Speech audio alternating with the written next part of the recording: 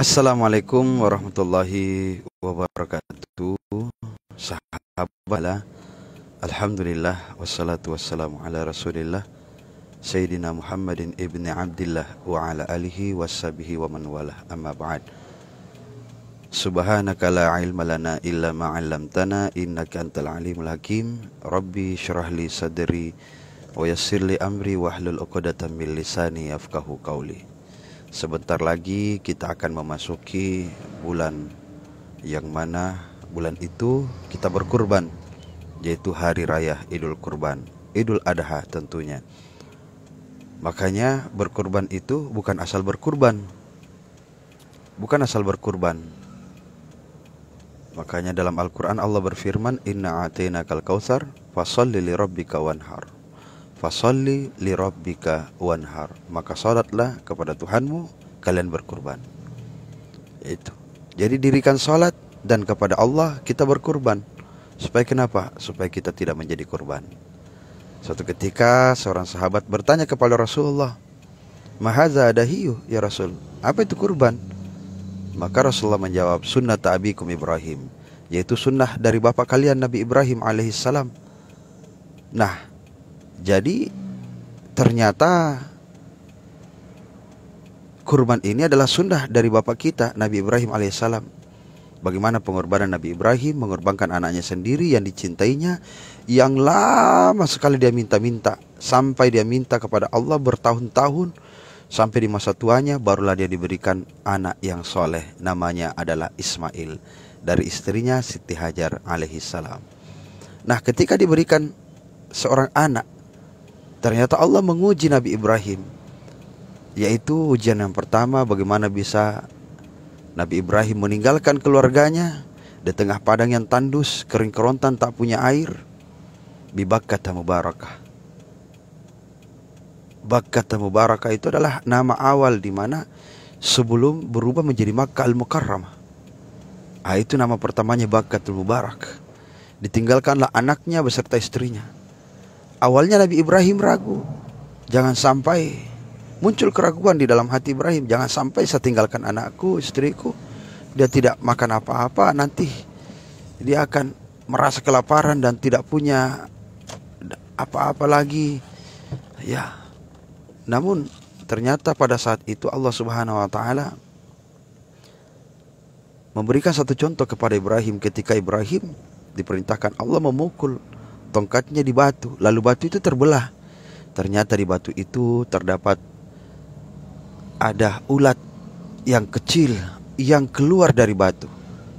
Dari situlah Ibrahim disampaikan, batu itu pun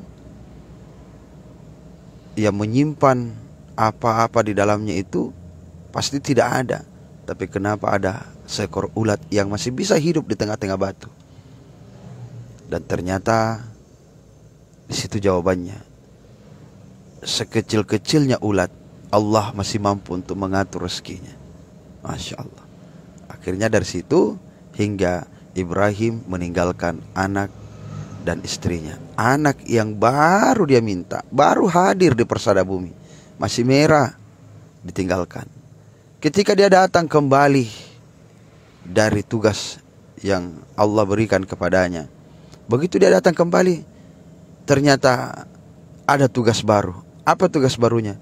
Menyembelih anak yang dia cintai, yang mungkin anak itu besar di pelukan ibunya, anak itu besar bersama ibunya, tidak bersama ayahnya.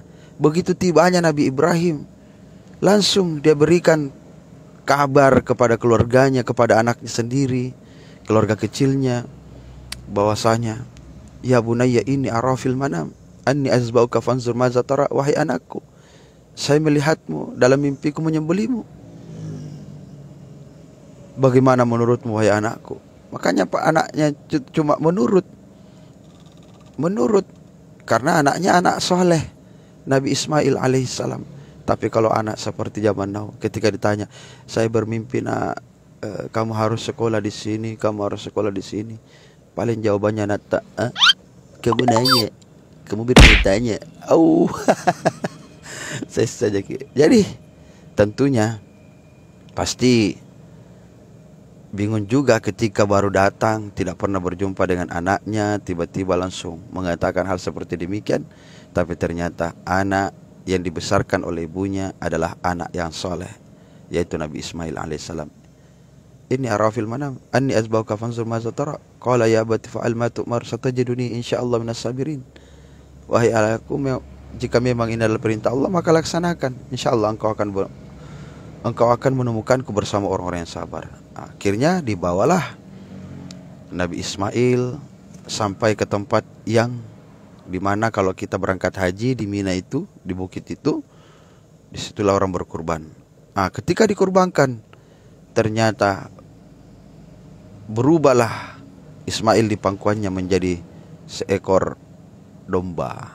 Makanya itu sejarah singkat kenapa kita harus berkorban, bagaimana kecintaan Nabi Ibrahim terhadap anaknya yang harus dikorbankan atas perintah Allah Subhanahu wa taala. Maka dari situlah umat Islam juga untuk diajarkan berkorban.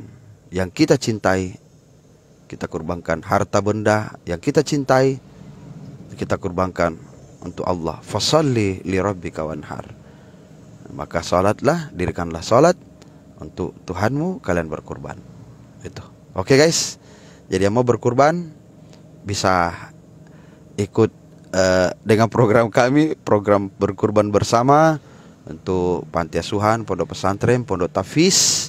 Insyaallah nomornya ada di bawah ini. Tidak ada Vito, nanti.